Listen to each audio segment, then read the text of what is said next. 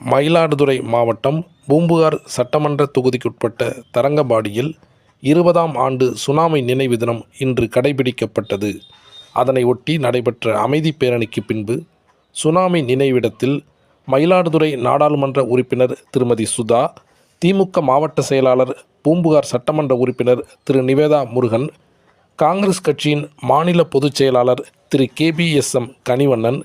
திமுக ஒன்றிய செயலாளர்கள் திரு இமயநாதன், திரு முருகமணி, திரு அமிர்த விஜயகுமார், திரு அன்பழகன்,